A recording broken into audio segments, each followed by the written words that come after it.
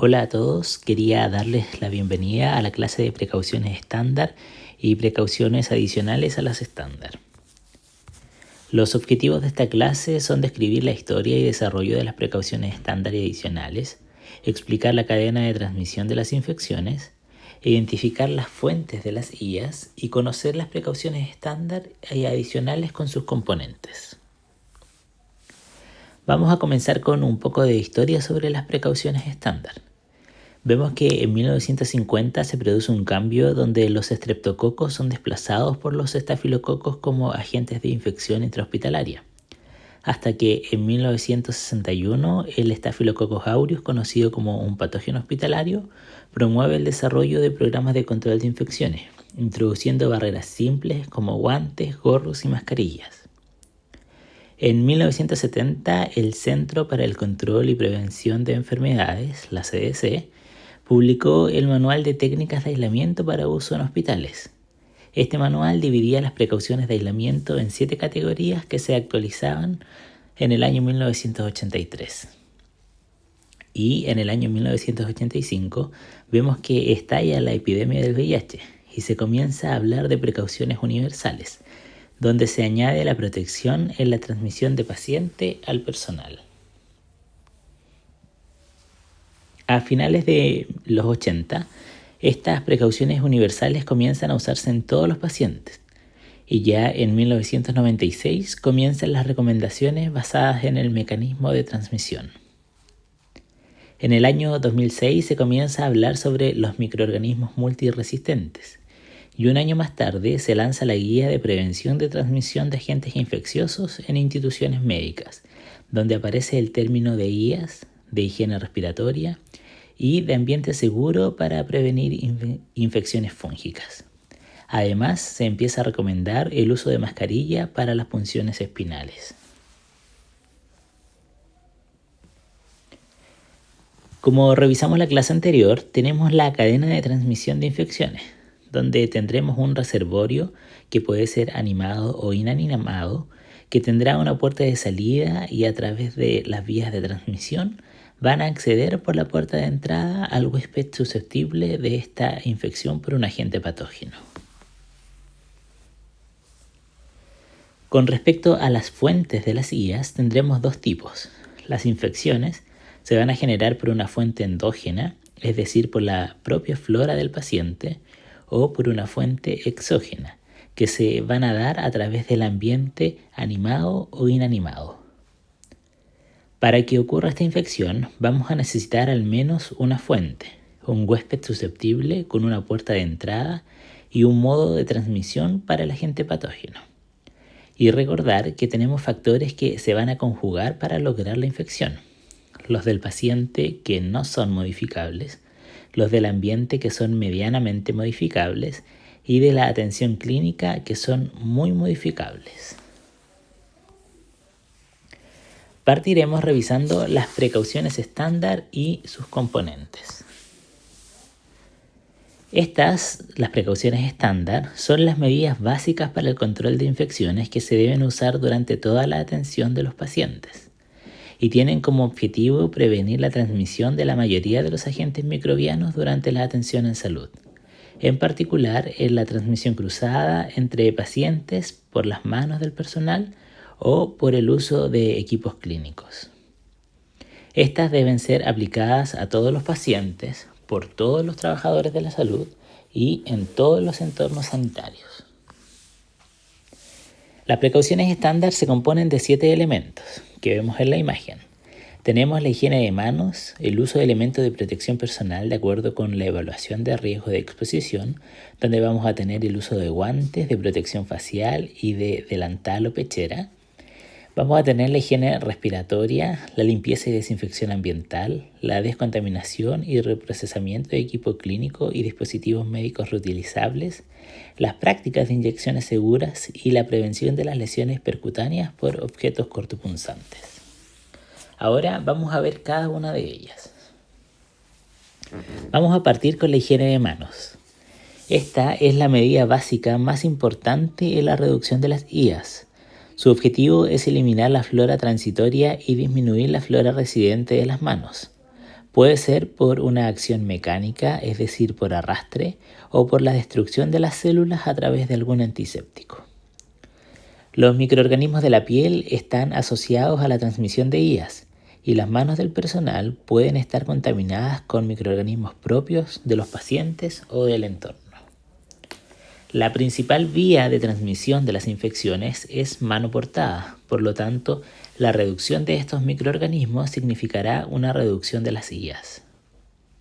En la actualidad, la higienización de manos puede ser a través del lavado con agua y jabón o con el uso de soluciones en base alcohólica. Los principales momentos para realizar la higiene de manos, de acuerdo con los 5 momentos de la Organización Mundial de la Salud, son inmediatamente antes de tocar a un paciente, antes de realizar una tarea limpia o aséptica, después del riesgo de exposición a líquidos corporales como sangre, fluidos, secreciones o excreciones, después de tener contacto con el paciente o entre pacientes, se usen o no se usen guantes, y por último, después del contacto con el entorno del paciente o con su unidad. Otros momentos específicos, incluidos en los 5 momentos anteriores, pero de especial relevancia, son inmediatamente después de quitarse los guantes y durante la atención de un mismo paciente al pasar de un trabajo en una zona contaminada o sucia a una no contaminada o limpia del cuerpo del mismo paciente. Ahora repasaremos la técnica de lavado de manos con agua y jabón, la cual debe durar de 40 a 60 segundos. Como vemos en la imagen, comenzamos con mojar las manos y aplicar jabón, frotar por todas las superficies. Enjuagamos y secamos minuciosamente con una toalla descartable.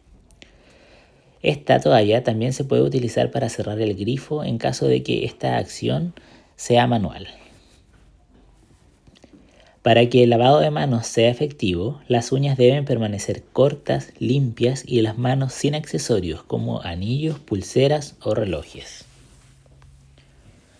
Si usamos alcohol gel, deberíamos hacer fricción de las manos con uso de una solución antiséptica en base alcohólica por 20 o 30 segundos, aplicando suficiente producto para que se distribuya en todas las manos y muñecas, frotando hasta que las áreas se sequen completamente. Ahora, ¿es importante el secado? Claro que es importante, ya que los gérmenes se propagan más fácilmente por la piel húmeda que por la piel seca. Así que es importante secarse las manos por completo. Acá tenemos consideraciones para el uso del alcohol gel. Vemos que los estudios han demostrado que el alcohol gel tiene la misma eficacia que el lavado de manos con agua y jabón. Su uso reduce los tiempos de higienización de manos, ya que hay algunos estudios que muestran que el lavado de manos puede consumir hasta 16 horas del tiempo de enfermería, y con el alcohol gel este tiempo disminuye a 3 horas. Se ha demostrado mayor adherencia al uso del alcohol gel que al lavado de manos clásico, pero hay que tener claro que se inactiva con la materia orgánica y no destruye esporas. Por lo tanto, no lo debemos usar al manipular material fecal o en infecciones por agentes esporulados como Clostridioides difficile. Como segundo componente de las precauciones estándar, veremos los elementos de protección personal de acuerdo con la evaluación del riesgo de exposición. Los elementos de protección personal son el conjunto de elementos de equipamiento destinados a proteger la piel y mucosas del operador en forma de barreras y evitar que se ponga en contacto con los agentes infecciosos o fluidos, fómites, superficies u otros componentes ambientales donde pueden encontrarse agentes patógenos.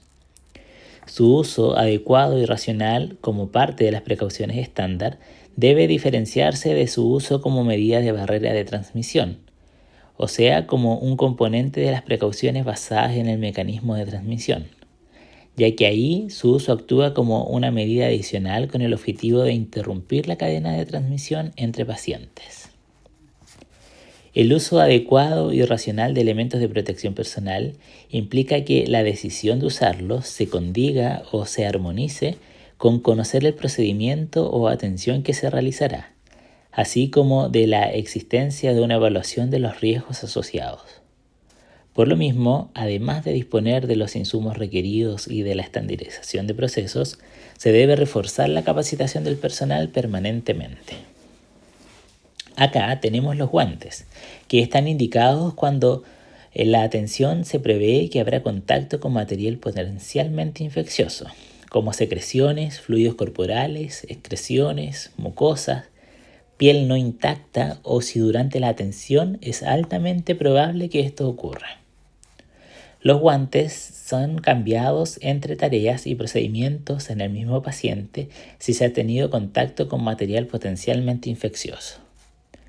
Estos deben ser removidos después del uso, antes de tocar elementos y superficies no contaminadas y antes de atender a otro paciente. Y siempre se debe realizar higiene de manos inmediatamente después de quitárselos.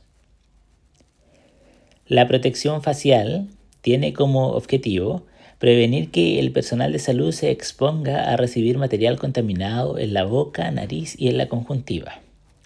En esta clasificación entra el uso de mascarilla quirúrgica o de procedimiento y protección ocular, como el protector facial y las antiparras. Además del uso de respiradores tipo N95, los cuales se usarán según el mecanismo de transmisión del microorganismo al cual nos enfrentamos. Algunas consideraciones respecto al uso de la mascarilla quirúrgica es que debe ser de un solo uso y de un material que cumpla con los requisitos de filtración y permeabilidad suficientes para ser una barrera efectiva. Es de uso personal y no debe colgar del cuello ni guardarse en los bolsillos. Con respecto al respirador N95, se utiliza para los pacientes con precauciones aéreas. En esta no hay forma de determinar el número máximo de reutilizaciones seguras, pero quien la utilice debe sentir que el sello se realiza correctamente. Deben ser eliminadas si se ensucian, mojan o contaminan con sangre o con secreciones. En las antiparras o escudo facial, tenemos que los lentes ópticos no se consideran como protección ocular. Si usamos escudo facial que va desde la frente hasta el mentón, no se requiere de protección ocular. Y si estos elementos son reutilizables, deben lavarse después de cada uso con agua corriente y jabón y posteriormente desinfectar con alcohol gel al 70%. Los desechables se deben eliminar inmediatamente. Y por último, con respecto al uso de delantal o pechera plástica, tenemos que debe ser de uso único y debe ser desechada una vez utilizada. Se retirará después de remover los guantes o en el mismo momento y se realizará higiene de manos después de remover estos dos artículos. Siempre después del retiro de cualquier elemento de protección personal se debe realizar higienización de manos. Recordar el uso correcto de los elementos de protección personal, ya que no nos sirve de nada atender con los mismos guantes a todos los pacientes, trasladar a los pacientes con nuestros EPP y después manipular nuestro celular o tocar con nuestros EPP ya contaminados zonas limpias. Por ejemplo, salir a buscar algún insumo que nos faltó y meternos en los cajones o puertas con nuestros guantes y pecheras sucias donde hay material limpio. Adicionalmente, se debe considerar una técnica correcta de instalación y retiro del equipo utilizado. En la instalación de EPP se debe recordar que los guantes siempre serán los últimos en instalarse, para asegurar que estén limpios al tomar contacto con el paciente. Se debe seguir la secuencia de instalación de acuerdo con la pertinencia del uso de elementos de protección personal. Una secuencia podría ser partir realizando higiene de manos, instalar el delantal o pechera, instalar la mascarilla, instalar la protección ocular y finalmente instalar los guantes. En el retiro se debe asegurar de no tocar la cara externa que va a estar contaminada de los guantes y el delantal con nuestras manos desnudas. Siempre se debe dejar el retiro de la protección facial como la última etapa del proceso, sin manipular la cara anterior, realizando higiene de manos posterior al retiro del elemento de protección personal.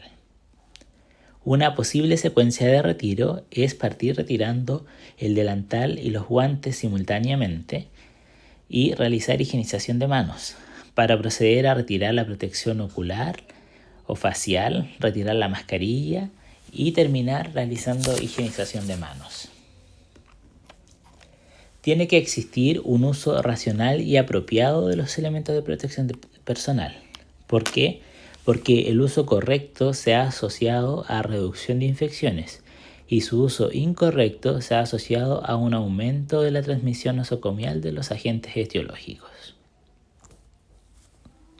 El uso de más elementos de protección personal no conlleva necesariamente una mayor protección, por lo que se debe evitar prácticas no efectivas o que conlleven un uso poco eficiente de los recursos, que generan una falsa sensación de seguridad y entorpecen las actividades clínicas, como utilizar doble mascarilla, utilizar en conjunto con la mascarilla respiradores de alta eficiencia o usar respiradores de alta eficiencia en personas con barba que no producen finalmente un sello adecuado, o el uso de doble guantes en actividades que no se asocian con un mayor riesgo de accidentes cortopunzantes.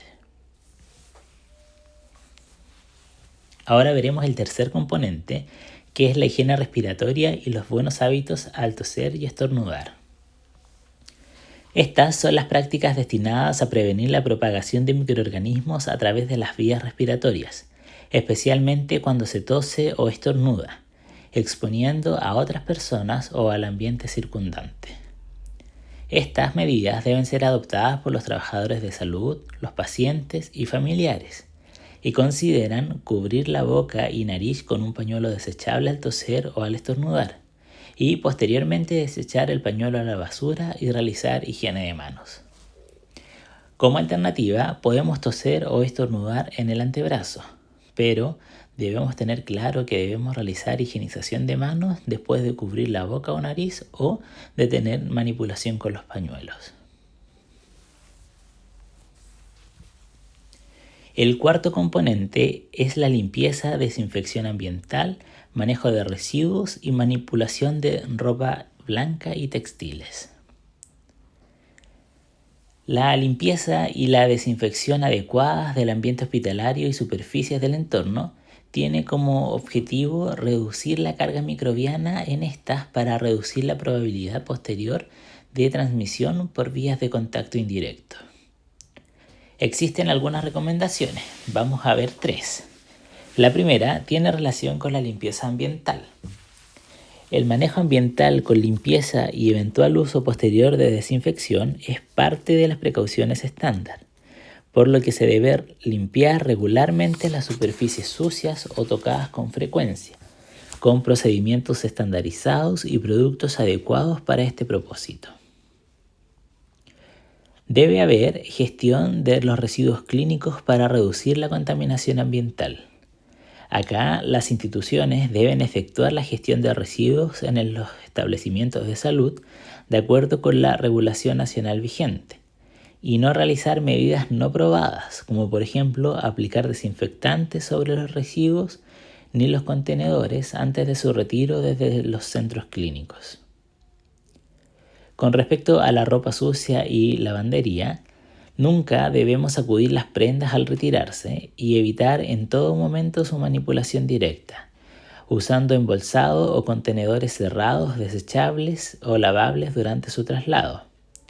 Esto incluye no trasvasijar en los servicios clínicos los tachos para realizar, por ejemplo, el conteo de la ropa. Al momento de lavar, se debe preferir el lavado automatizado con programas de lavado con agua caliente a 60 grados Celsius. Y en caso de disponer secadora, se deben secar aquellas prendas que puedan secarse con la temperatura más alta posible. El quinto componente es la descontaminación y reprocesamiento de equipo clínico y dispositivos médicos reutilizables. El correcto procesamiento de dispositivos médicos reutilizables entre pacientes corresponde a una de las prácticas de mayor complejidad, porque involucra la ejecución de procesos de alta especificidad, que de no ejecutarse correctamente pueden tener serias consecuencias en la salud de las personas. El equipo de salud debe manipular el equipo contaminado con sangre, fluidos corporales, secreciones o excreciones, de manera que se evite la exposición de la piel y membranas y mucosas, la contaminación de la ropa y la transmisión de patógenos a otros pacientes o al ambiente. Por lo que se debe limpiar y desinfectar el equipo reutilizable inmediatamente después de su uso, asociado a una correcta técnica de almacenamiento previo a usarlo con otros pacientes. Se deben desechar los dispositivos desechables después de cada uso y se deben limpiar y desinfectar o esterilizar los equipos o dispositivos reutilizables según las instrucciones del fabricante y las normas nacionales, utilizando métodos eficientes y según el uso previsto. Acá es importante mencionar que en los servicios clínicos no se realiza lavado de material para esterilizar, solo se realiza descontaminación bajo el chorro de agua, porque el proceso de lavado de material se realiza exclusivamente en esterilización. Ahora veremos el sexto componente, que son las punciones vasculares y prácticas de inyecciones seguras. Este se refiere a las técnicas utilizadas para minimizar el riesgo de transmisión de enfermedades infecciosas a través de las inyecciones. Esto considera la utilización de material estéril en todas las inyecciones. Acá vemos algunas recomendaciones, como por ejemplo evaluar siempre la necesidad de realizar la punción. Si existe otra alternativa que no involucre puncionar, por ejemplo administración de medicamentos vía oral, esta se debe considerar como la primera opción. Las inyecciones se deben preparar en un espacio limpio. Siempre deben utilizarse materiales estériles para la preparación de los medicamentos y se debe realizar higiene de manos antes de preparar el medicamento y antes de tocar al paciente. Si la piel del paciente está visiblemente sucia, debemos lavarla con agua y jabón y posteriormente desinfectarla con alcohol al 70% antes del procedimiento. No se pueden compartir jeringas entre pacientes y está prohibido administrar medicamentos con la misma jeringa a más de un paciente, incluso si se cambia la aguja o si se administra a través de un catéter venoso. También se deben evitar los viales multidosis. El último componente de las precauciones estándar es la prevención de punciones y cortes con artículos afilados. El objetivo es disminuir la posibilidad de punción, corte u otra lesión con artículos afilados y punzantes en el personal de salud. Algunas normativas generales es que el operador siempre es el responsable de eliminar directamente y de manera segura el material cortopunzante utilizado. La sangre, los fluidos corporales que contienen sangre visible y los fluidos que provienen de cavidades normalmente estériles de todos los pacientes deben manipularse con guantes indemnes. En ningún momento el filo o la punta del artículo cortopunzante debe apuntar hacia una parte del cuerpo, del operador, del ayudante o de otra persona distinta. Esta consideración se debe seguir durante el procedimiento mismo y al momento de trasladar el artículo hacia el sitio de desecho. Nunca se deben recapsular los elementos cortopunzantes. Los contenedores de material cortopunzante deben ser llenados solo hasta 3/4 partes de su capacidad y no deben sobrepasar este límite. También durante el acto quirúrgico se debe evitar que el material cortopunzante se intercambie directamente entre las manos de la arsenalera y las del cirujano, sino que sea dejado en el campo quirúrgico para evitar lesiones durante la intervención. Al desarmar el bisturí, la hoja debe desmontarse del mango con pinzas y en ninguna circunstancia con las manos. Si tenemos algún accidente cortopunzante, lo primero que vamos a hacer es lavar la herida con abundante agua. Solo con agua, no vamos a utilizar ningún otro elemento antiséptico como jabón, clorexidina o alcohol. En caso de exposición de mucosas vamos a realizar lavado profuso con agua corriente y como una alternativa podemos utilizar suero fisiológico si es en mucosas. Y en caso de derrame de fluidos corporales que no comprometa mucosas o solo comprometa la piel indemne, debemos lavar solo con agua corriente. Posterior a esto, debemos dar aviso a nuestro jefe directo y acudir al servicio de urgencia para recibir la primera atención. Ahora veremos las precauciones adicionales a las precauciones estándar. Estas, al contrario de las precauciones estándar, que se utilizan en todos los pacientes, se van a aplicar a pacientes seleccionados, infectados o colonizados por microorganismos que son importantes epidemiológicamente y se basan en el mecanismo de transmisión de los microorganismos. Estas precauciones adicionales las vamos a aplicar cuando las precauciones estándar no son suficientes para cortar o disminuir la diseminación de los microorganismos, ya que son complementarias a las precauciones estándar. En la actualidad tenemos 3 tipos: de contacto, aérea o respiratoria y por gotitas. Estas deben implementarse ante la sospecha de una infección, aunque no esté confirmada, y pueden complementarse entre sí. Es decir, que un paciente puede tener, por ejemplo, precaución de contacto y de gotitas. Las precauciones adicionales son las que antes se llamaban aislamientos. Este término se ha dejado de utilizar por la connotación negativa que tiene para el paciente y porque se trata de precauciones que debe tomar el personal, no una conducta que debe tomar el paciente, aunque él debe colaborar en disminuir la diseminación de los microorganismos. Partiremos con la precaución de contacto, las cuales están orientadas a reducir el riesgo de infección transmitidas por contacto directo o indirecto entre un paciente y otro, o entre el paciente y el personal de salud. La transferencia de agentes infecciosos puede ocurrir de piel a piel desde la persona infectada o colonizada o a un paciente susceptible, a través de superficies u objetos contaminados o por las manos no higienizadas del personal de salud.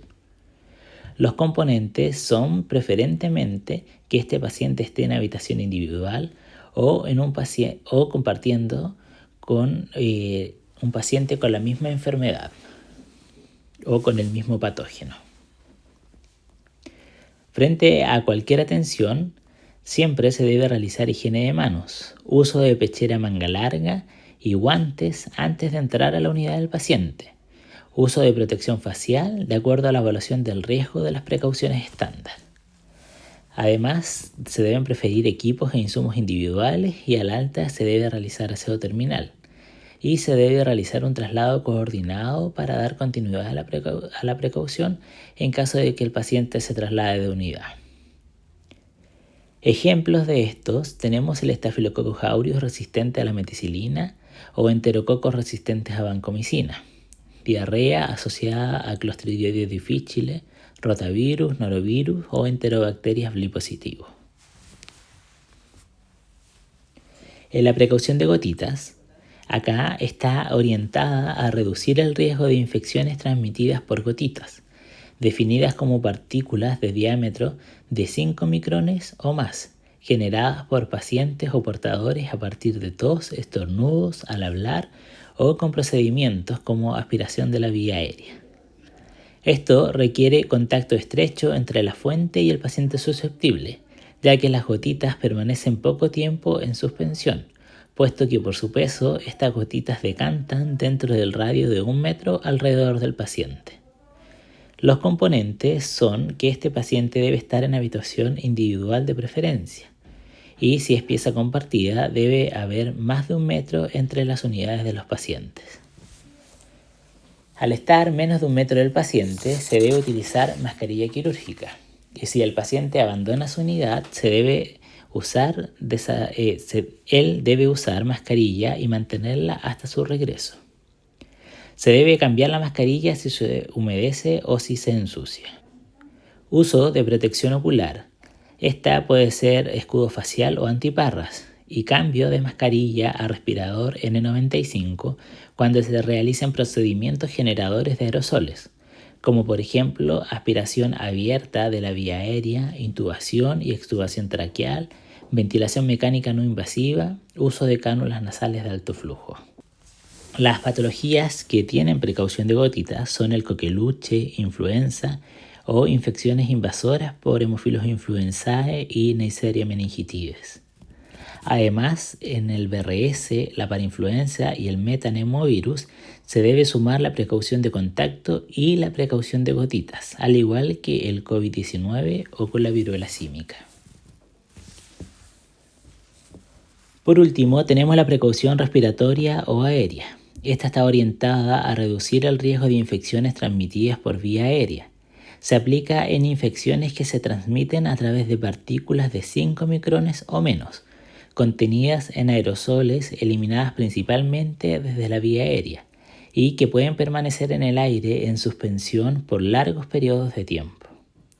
Estos microorganismos pueden ser dispersados por corrientes de aire, incluso más allá de la habitación donde son generados. Este paciente debe quedar en habitación individual de forma obligatoria y, si es posible, con presión negativa. Se debe mantener las puertas cerradas y contar con un sistema de extracción de aire hacia el exterior. El personal debe usar respirador con filtro tipo N95 o equivalente para entrar a la habitación y se debe utilizar usos individuales de equipos no críticos como fonendos o chatas.